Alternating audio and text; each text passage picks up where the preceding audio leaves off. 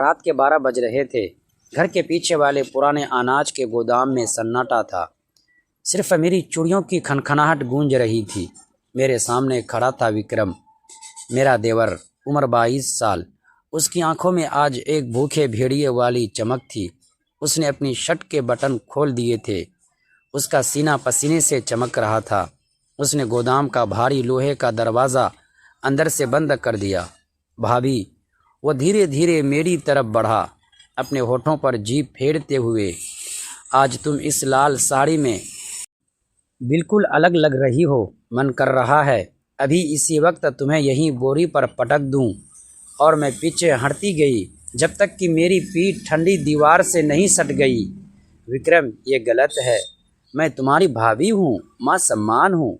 मेरी आवाज़ कांप रही थी। वो हंसा, एक बहुत ही घिनौनी बेशर्म हंसी।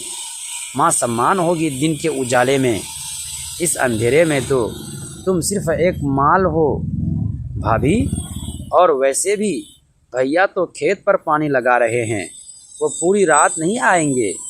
तो क्यों ना आज हम वो करें जिसके सपने मैं रोज़ देखता हूँ। उसने अपना हाथ बढ़ाया और मेरे ब्लाउज़ के पल्लू को अपनी उंगलियों में फंसा लिया।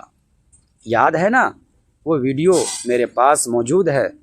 अगर आज तुमने मुझे खुश नहीं किया तो कल सुबह तुम्हारे नहाने का वो वीडियो पूरे गांव के मोबाइलों में होगा। उसकी धमकी सुनकर मैं पत्थर हो गई। मेरे पास कोई रास्ता नहीं बचा था। उसने मुझे कमर से पकड़कर अपनी तरफ खींचा। उसके जिस्म की गर्मी और शराब की बदबू मेरे नथनों में घुस गई। मुझे लगा आज मेरी आबरू नहीं बचेगी। लेकिन दोस्तों, मैं इस जानवर के चुंगल में कैसे फंसी। मेरा नाम राधा है, गांव की सीधी सादी बहू। मेरे पति मुकेश बहुत मेहनती किसान हैं। वो दिन रात खेतों में काम करते हैं। हम एक संयुक्त परिवार में रहते थे, सास ससुर और मेरा देवर विक्रम। विक्रम शुरू में तो ठीक ठाक था। शहर से कॉलेज करके आया था, लेकिन गांव की हवा और बुरी संगत ने उसे बिगाड़ दिया था। वह दिन भर जिम करता था, आवारागर्दी करता था और फ़ोन में गंदी फिल्में देखता रहता था। मैंने ध्यान नहीं दिया, लेकिन उसकी नज़रें मुझ पर बदलने लगी थी। जब मैं आंगन में झाड़ू लगाती तो वो जानबूझकर वहीं कुर्सी डालकर बैठ जाता था और मुझे घूरता रहता था। जब मैं झुकती तो उसकी नज़रें मेरे गले पर अटक जाती थी। एक दोपहर में कपड़े धो रही थी, मेरी कुर्ती भीग गई थी और शरीर से चिपक गई थी। विक्रम मेरे पीछे आया। भाभी जी, पानी चाहिए आपको? उसने कहा। मैं जैसे ही लोटा उठाने मुड़ी, हम दोनों टकरा गए। ये टक्कर गलती से नहीं थी।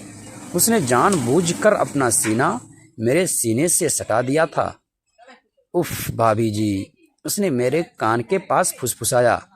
बड़ी ठंडक हैं आप, बड़ी ठंडक हैं आप में। मुझे भी थोड़ा ठंडा कर दो, मुझे भी थोड़ा ठंडा कर दो ना। मैं झटके से पीछे हटी। तमीज़ से रहो विक्रम। वो हंसता हुआ चला गया।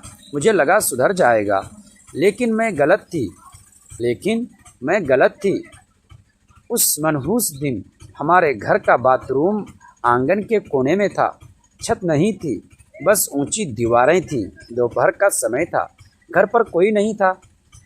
मैं बेफिक्र होकर नहा रही थी। मैंने अपने शरीर पर साबुन लगाया, पानी डाला। मैं अपनी ही धुन में थी। तभी मुझे ऊपर रोशनदान के पास एक चमक दिखाई दी, जैसे कोई शीशा चमका हो।